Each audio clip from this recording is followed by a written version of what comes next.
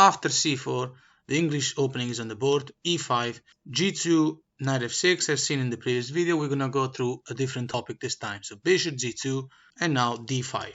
Strike in the center. We're happy to give the d pawn for the c pawn. We're going to take back with the knight, and black starts gaining a little bit more space than white. And after knight to f3, knight to c6. So this is how it's going to look like. So in the previous video, we went through queen b3 and everything that happens next. It's a disaster and you know how to punish it now. In this video, we're going to go through the immediate d4. This is one of the most popular moves. What to do now? Okay, take the pawn immediately. And obviously the queen can't take back because the knight is defending that square. So after knight takes back, what the white player is hoping is that we take the knight, and after queen takes back, there's going to be double attack on the knight. We're going to be a little bit under pressure.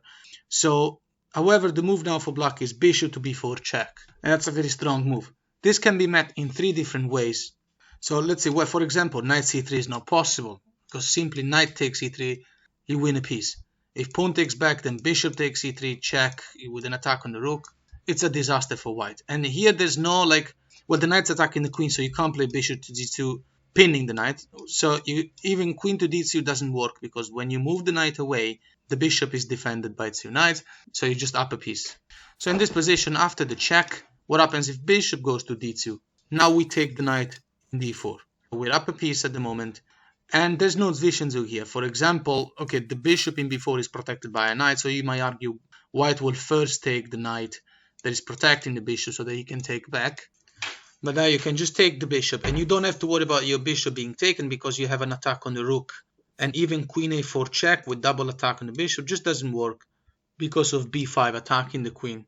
So when the queen moves and takes the bishop, then you don't even need to play knight to c2 winning the queens, simply because queen h1 is checkmate. In this position, as we said, bishop blocking in d2 doesn't work. We take the knight, and taking the bishop immediately is met by knight taking back. So now we have double attack on c2. We're up a piece. There is no compensation whatsoever. Queen a4 check doesn't work. You just play b5. You're completely winning. You don't have to worry about your rook being attacked because there's an attack on the queen.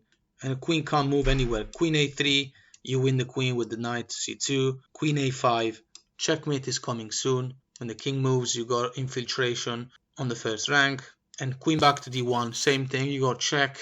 The queen will have to give up for the knight, and then you're going to checkmate no matter what.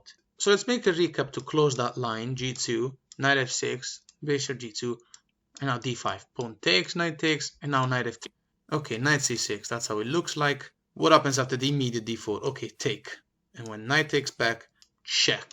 Oh, by the way, it's pointless to mention knight to d2 because you just have a free knight in d4. After bishop b4 check, king f1. Now bishop goes to c5, double attack on the knight. And by the way, knight to c6, first taking the knight, removing the pressure, doesn't work because of the stunner. Knight to e3.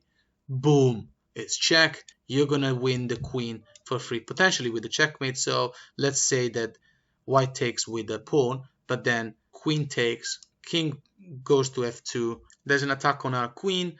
But we just play queen to d6 and we should be able to recapture this knight.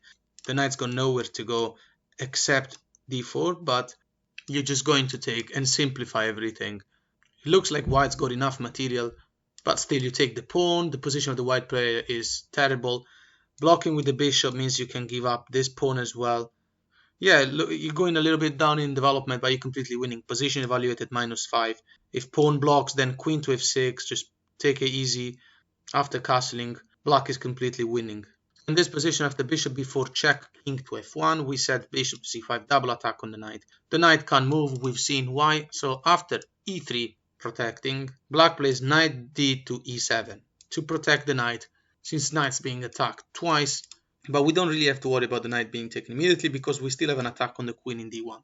So after knight to c3 developing, black goes on with knight takes, pawn takes, bishop takes.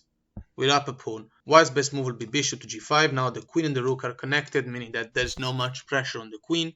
Also, the idea of the white player is to take the knight in e7. We can't take back with the queen because queen wins the bishop. We're going to have to take back with the king, but that's really dangerous. So the best move by black now is c5, protecting the bishop. Best by white is queen a4 check, gives the possibility to play rook e1 and put pressure on this knight. Stay calm and play bishop d7 with an attack on the queen. And after queen to b3, best move, it's thematic maneuver, queen a4 check, and then to go to b3, it put pressure on b7, because b7 is a very pressured type of pawn when you play against the English. Black now simply castles. You have to ignore that. It's important. King safety first of all. And also the b2 pawn is a loose pawn. So even if queen to b7, let's say queen to b7. Well, of course, bishop to b7, you will just pin the bishop with rook b8. You're completely winning because you can then apply more pressure over the bishop and win material. Queen to b7, rook to b8. And now the queen will have to move. After queen moves, let's say queen a7, you have the infiltration on the second rank. Position is completely won for black already. This knight is hanging. White king is not safe. What is our opponent going to do about the knight? If white protects the knight with rook c1, for example, then white is completely ignoring this threat, which I didn't mention to you, just to see if you were paying attention. Rook to f2 check. It's a complete disaster. Of course, the king can't go to g1 because then you have a discover check. You move the rook away. The bishop gives a check. You were going to win the queen. Right? Right? No. Again, you're not paying attention. Rook f4 is checkmate, blocking the potential defense of the bishop over this diagonal. The rook's attacking the file. But even then, after the check, if king moves to e1, then you can take the bishop and the game plays itself. In this position, what happens if the knight just moves? Knight d1 attacks the rook. Okay, with bishop b5 check. And after king to g1. Oh, by the way, the knight also went to d1, was the best move in order to put more defense over the very weak f2 square. But still, you take. Bishop takes. And after knight takes back, only move. Queen to d4, puts final pressure over the knight, looks for checkmate. What to do now? There's nothing to do except rook to f1, blocking the check, but you're just gonna take the rook. And there's no way for white to put another defender to this square, so that's game over.